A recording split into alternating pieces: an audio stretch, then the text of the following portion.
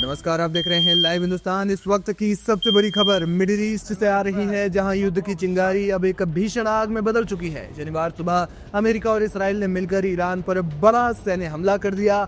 जवाबी कार्रवाई में ईरान ने खाड़ी देशों में मौजूद अमेरिकी ठिकानों को निशाना बनाया है, जिससे दुबई और रियाद जैसे शहर दहल गए हैं। शनिवार को दुबई में दुनिया की सबसे ऊंची इमारत बुर्ज खलीफा को एहतियात के तौर पर खाली कराए जाने की खबर सामने आई है। ये कदम उस वक्त उठाया गया जब ईरान ने अपनी जमीन पर हुए अमेरिकी और इस्राएली हमलों के जवाब में संयुक्त अरब अमीरात की ओर बैलिस्टिक मिसाइलें दागी। रिपोर्ट्स के मुताबिक ईरानी सेना ने अल धफरा एयरबेस को निशाना बनाया, जहां अमेरिकी सेना तैनात है। इस दौरान अबू धाबी और दुबई दोनों शहरों में कई तेज धमाकों की आवाजें सुनी गई। ईरान ने चुप रहने के बजाय मातृभूमि की रक्षा का संकल्प लेते हुए पलटवार किया है। ईरान ने संयुक्त अरब अमीरात की ओर कई बैलिस्टिक मिसाइलें दागी। दुबई में दुनिया की सबसे ऊंची इमारत बुर्ज खलीफा को एहतियातन खाली करा लिया गया है। रिपोर्ट्स के मुताबिक अल धफरा एयरबेस को निशाना बनाया गया, जहां अमेरिकी सैनिक तैनात हैं। और दुबई में मौजूद सीनियर जर्नलिस्ट सरफराज सैफी ने मौजूदा हालात की जानकारी दी है। सुनिए उन्होंने क्या कहा। ये मैं आपको दुबई की तस्वीर दिखा रहा हूँ। ये दुबई, सामने बुर्ज खलीफा आपको दिख रहा होगा। ये बिजनेस हब है यहाँ का, शेख ज़ायद रोड। ये आवाजाही जिस तरीके से आम दिनों में चलती है वैसी चल रही है, चूँकि वीकेंड है आज, क्योंकि यहाँ फ्राइडे और सैटरडे कम काम होता है। तो आप देखिए कि यहाँ पर आवाजाही चल रही है। लेकिन अभी खबर ये मिली थी कि आबू धाबी में एयर स्पेस पर अटैक किया है और उसमें एक किसी शख्स की जान चली गई है, ये खबर आई है। लेकिन दुबई में मैं आपको दिखाऊं, ये मैं इस समय होटल के 56 फ्लोर पर इस समय मैं मौजूद हूँ। ये ऊपर का व्यू मैं आपको दिखा रहा हूँ। नीचे आपको अगर गाड़ियाँ दिख रही होंगी जूम करके, ये गाड़ियाँ चल रही हैं। ये देखिए आप,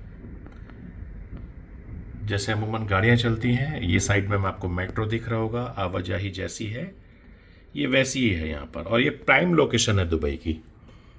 आपको सामने बुर्ज खलीफा भी नज़र आ रही होगी। तो मुझे लगता है कि थोड़ा इंतज़ार यहाँ करना पड़ेगा, क्योंकि अमूमन यहाँ पर अभी किसी को नहीं मालूम है कि इतना कुछ हुआ। लेकिन ये ख़बर है कि आबू धाबी में एयर स्पेस पर अटैक हुआ है, एक शख्स की जान चली गई है। ये ख़बर मुझे मिली है। ये मैं आपको लाइव तस्वीर इस समय यहाँ की दिखा रहा हूँ। हालांकि ऑफिशियल तौर पर अभी यहाँ कुछ नहीं बताया गया है, गाइडलाइंस कोई जारी नहीं की गई हैं, और जो भी गाइडलाइंस मिलेंगी तो अपडेट हम आपको दे देंगे। क्योंकि सेफ रहना है, सुरक्षित रहना है, और हालात कैसे हैं वो सबको मालूम है। इस्राएली प्रधानमंत्री बेंजामिन नेतन्याहू ने इसे ईरान के अस्तित्वगत खतरे को खत्म करने वाला मिशन बताया है।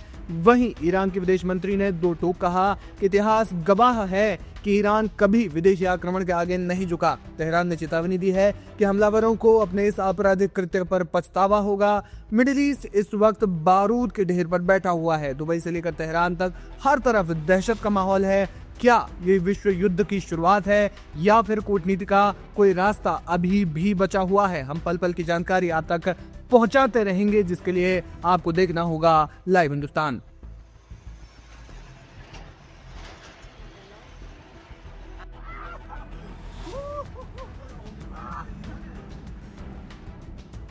नमस्ते, लाइव हिंदुस्तान के न्यूज़रूम वीडियो में स्वागत है। लगातार ईरान इसराइल अमेरिका युद्ध की कवरेज आपको यहां पर मिल रही है, और एकदम सटीक। इस बीच हम शुरुआत करेंगे एक बड़ी खबर के साथ, और बड़ी खबर यह है कि कतर में जो अमेरिकी एयरबेस है वहां पर बहुत बड़ा हमला किया है। आईआरजीसी का बहुत बड़ा दावा है कि अमेरिकन रडार को जो है वो पूरी तरीके से नष्ट कर दिया गया है। जी, जो बताया जा रहा है AN FPS 132, ये रडार सिस्टम है जिसकी रेंज बताई जाती करीब 5000 किलोमीटर के आसपास। और अगर ऐसा हुआ तो इमरान जी बहुत बड़ी अपने आप में क्षति ये अमेरिका के लिए। वो अमेरिका जो दावे कर रहा था कि हम पूरी तरीके से सत्ता पलट कर रख देंगे, बिल्कुल कहा भी जा रहा है सोशल मीडिया पर कि जिंदा रहना है तो हालात से डरना कैसा, और जंग लाजिम है तो लश्कर नहीं देखे जाते। तो ईरान उस मोड में आ गया है कि अब तो जंग लाजिम है, और अब ये नहीं देखना है कि सामने वाला कितना ताकतवर है, कौन सी ताकत है।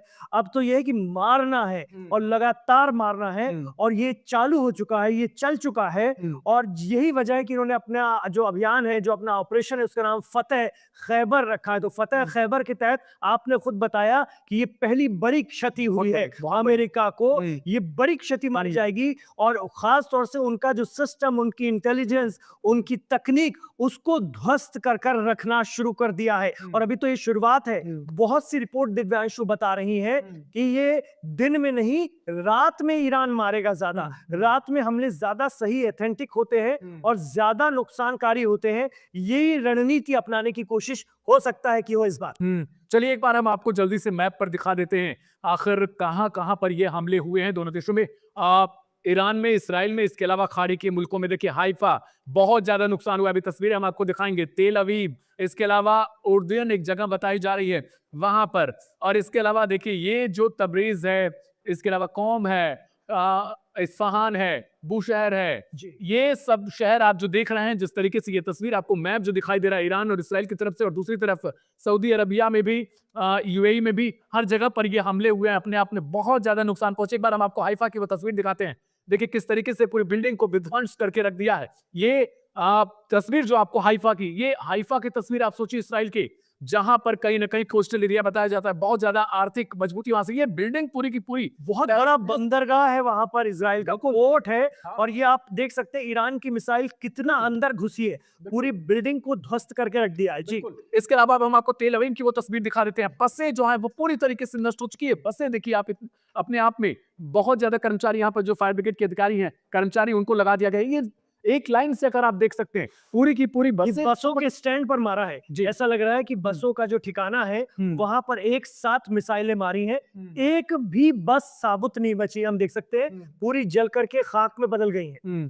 तो ये तस्वीर बहुत ज्यादा डरावनी होती जा रही है। आपको बार बार बता रहे हैं, इसराइल से अभी वो खबरें निकलकर सामने नहीं आ पा रही है कि आखिर ईरान ने किस कदर क्षति मचा रखी है, वहां पर विध्वंस जो चल रहा है। लेकिन इसके अलावा अगर हम आपको रिपोर्ट दें तो बहुत सारी और भी खबरें वो अपने आप में कहीं ना कहीं, उसके लिए देखिए बहरीन से ये खबरें हैं, जिस हिसाब से ये तस्वीरें जो लॉन्च हो जा रही हैं, दूसरी तरफ इंटरसेप्टर चलाया जा रहा है।